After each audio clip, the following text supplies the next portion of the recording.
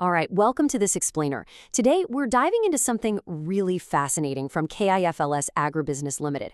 We're talking about a genuine paradigm shift in agricultural investment. We're moving way past traditional farming models and looking at a highly structured, scalable platform that's built for serious long-term value creation. Okay, let's dive into this because it's so easy to look at an agribusiness with animals and just assume, well, the goal is selling livestock, right?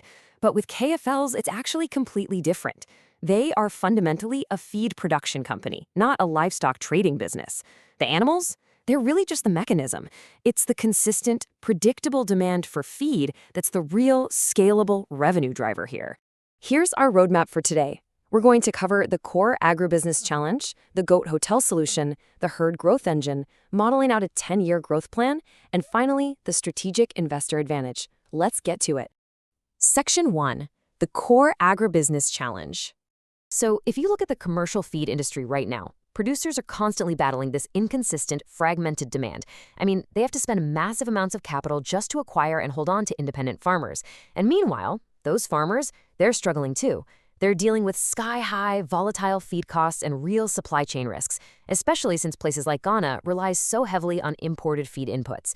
Basically, the whole current model leaves feed producers entirely reliant on an unpredictable external customer base. It's tough. Moving on to Section 2, the goat hotel solution. Now, what's really interesting about this slide is this concept of the goat hotel. KIFLS literally flips that industry vulnerability totally upside down. On the surface, sure, it looks like just an integrated livestock management service where clients breed or fatten goats under professional care. But strategically, it's a captive internal market. It's this highly engineered demand generation engine built so that KIFLS never actually has to worry about who's buying their feed. They've built their own customer base. And when you trace the business flow, the brilliance of it becomes really clear.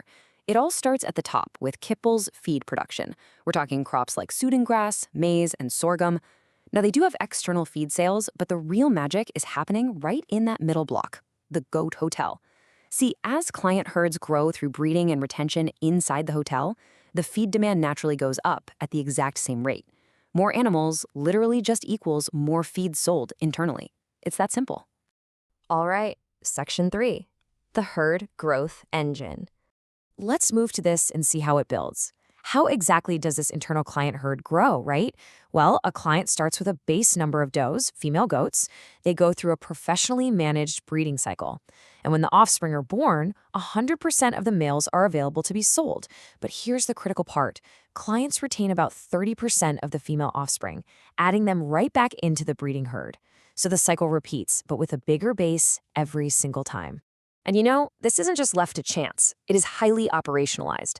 KIFLS uses something called synchronized batch breeding. That basically means all the does conceive and give birth in the exact same window, roughly every 8 months. They also plan for parity-based litter sizes, where older does actually have twins instead of single kids. They factor in that 30% female retention rate we just talked about, and they plan for a 5-year productive lifespan before a doe is retired and sold. It's exactly this level of operational sophistication that makes the feed demand so remarkably predictable. Which brings us to Section 4, modeling 10-year growth. Of course, we all know biology is never perfect, which means our financial models definitely shouldn't pretend it is. And KIFLS builds some serious credibility here by flat out refusing to use best-case scenario math. Instead, their illustrative models actively apply continuous annual mortality rates of either 10% or 15% to both the does and the kids.